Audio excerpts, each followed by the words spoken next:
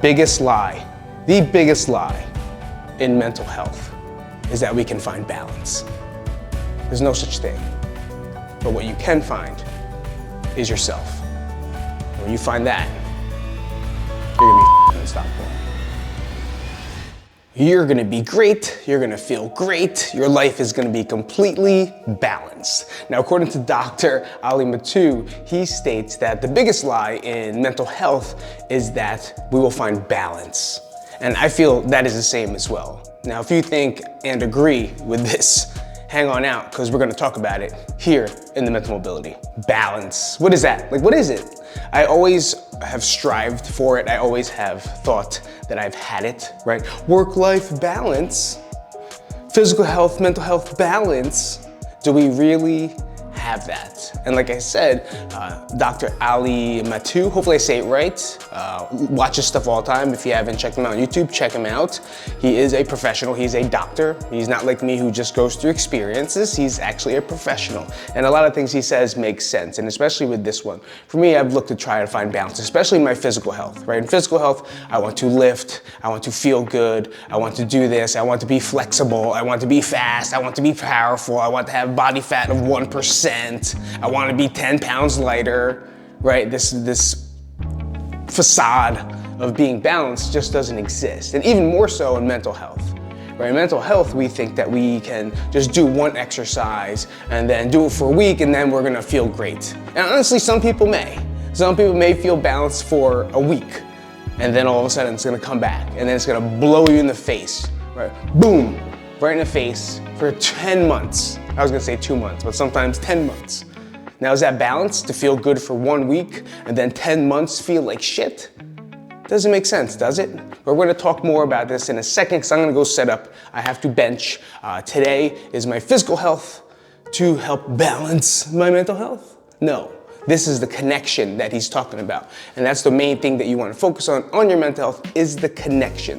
So give me a second, I'm gonna set up the bar. Today we're going to bench based off the program Ageless Athlete from my friend James Smith, or Smitty Smith. And I think I'm at 70%. So I have to check my numbers, make sure I'm okay, I feel good.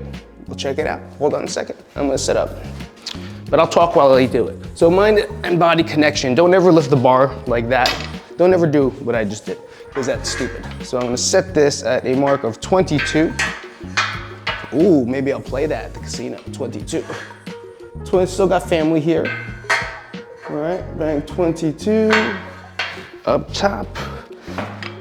And nice setup, pizzazz. So also, if you guys didn't know, I am a strength coach, a personal trainer.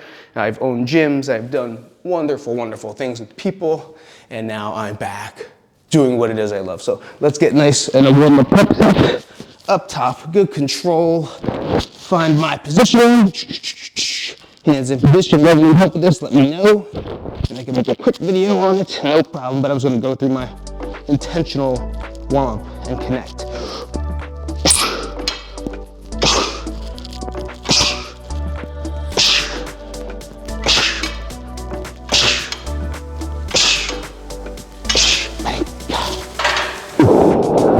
This, my friend, watch this. I gotta get up like that because I'm 46 years old. That's how I have to get up.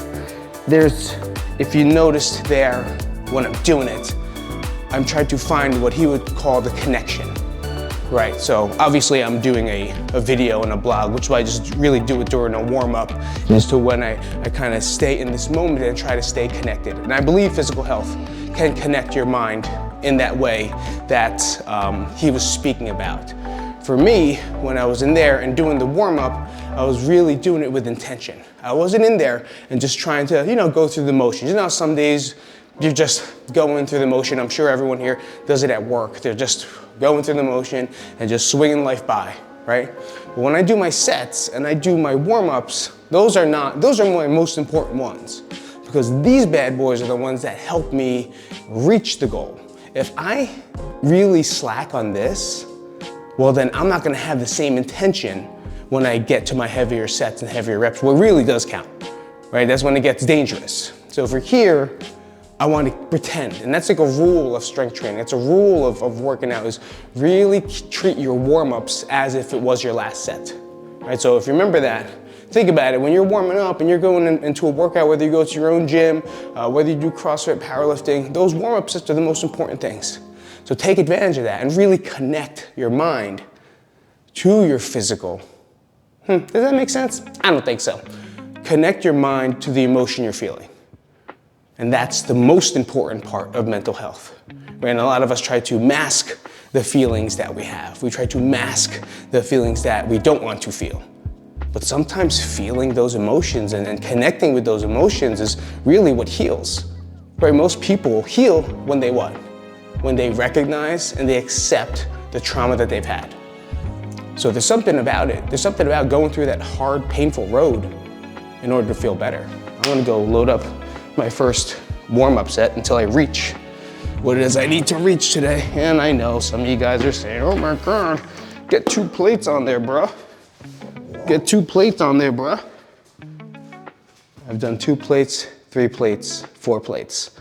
That's when I was 26, 30 years old. Now, I just wanna hang out and just be strong. I just wanna be a strong old guy. How's that sound?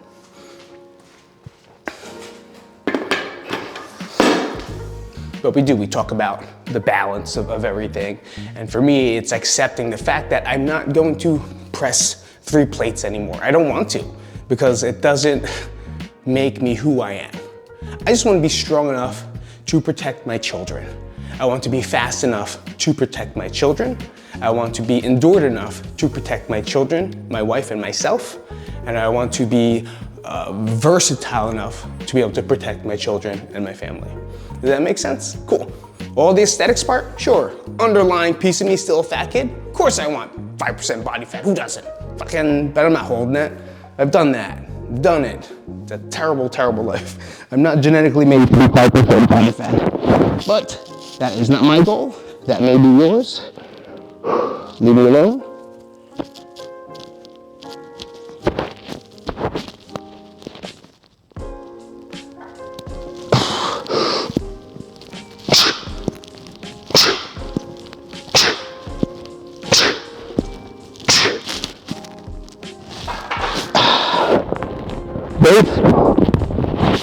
Because I have 17,000 herniated discs. That's another thing, people. A lot of people talk about their injuries and their herniations, not saying and telling you that it's not right. But the question is, if you have all those things, what are you doing to strengthen them? I got tons. I got a fake hip, guys. Fake hip. Told me I shouldn't run. I'll never be able to run again, never be able to work out, do burpees. Never again, they said. Guess what I've been doing since they told me never again? All of the above. Just saying.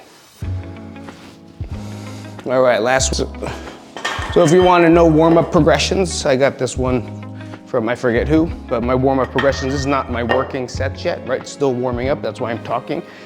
This is my warm-up sets. I like to do a 5-3-1 to a 90% of what I want to do. What does that mean? So if I'm going to, the goal today is to do 155. That's it, 155 for clusters of 2. If you're here last week, we do clusters, which means I'm going to do 2 reps, take a 10-second break, 2 reps, take a 10-second break, and then 2 reps. And that'll be my whole, that's my rep scheme. That's one set. Okay, so we're doing a lot of things in clusters. So this is not even it, but this is about 70% of my first set, or my goal weight. So I'm at 115, and the next one will be 135, I'll do for 1. Then I'll get to 155, and then slowly creep it up to like 175 is the goal today.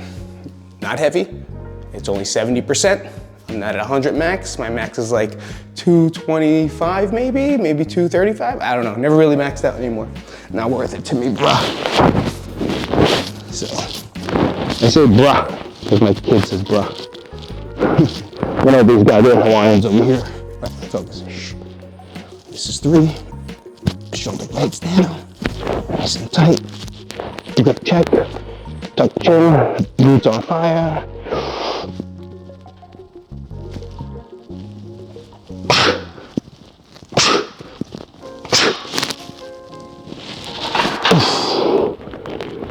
face. That's bracing.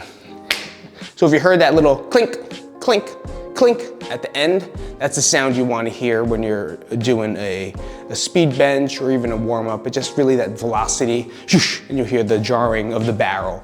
That's like the bolt when it hits. That means you're deliberately doing it with force. And if you could tell me what the word deliberately means, comment down below, because I don't know what the fuck that means. So up top, switching out. I'm not doing 185 today, that'll be next week for fun. But today, we will start our next warm-up set.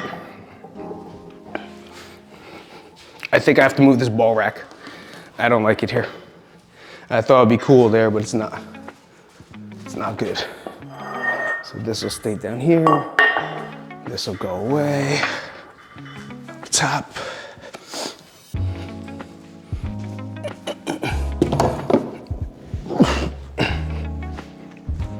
Thanks for working out with me.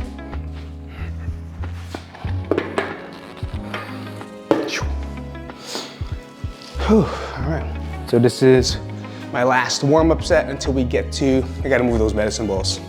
They're not cool. This is the last warm-up set as I'm connecting my mind to the body to prepare myself for this. And the biggest mistake in mental health is not having that mental health connection, not understanding the emotions, not understanding what you're going through. Rather, we just mask and ignore and leave it alone versus talking through it, finding out what's the problem, really digging deep and finding out what the hard issue is, and now trying to take care of that. Right, trying to take care of that slowly, finding a professional to do it, talking to a friend, going through skills and drills. And if you're lost, you know, there's thousands of things you can look into. I'm not telling you to go on medication, right? That's not the answer. There's other ways around it. Let those professionals maybe let you take them, but a lot of us don't really need it, you know, but I understand because I've taken them. I've been on them, and I never liked how I felt on them, but they've helped me get to where I am in my recovery process. So that's now your choice, your battle, who you're going to listen to. Last set, it's only gonna be 1 rep at 90% of today's thing, and then we'll go to 100% of today's workout today. Happy New Year, January 2nd. Let's do this shit.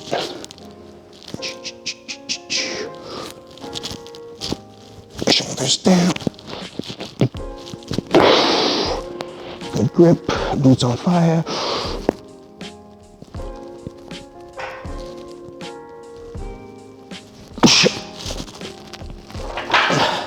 Easy peasy.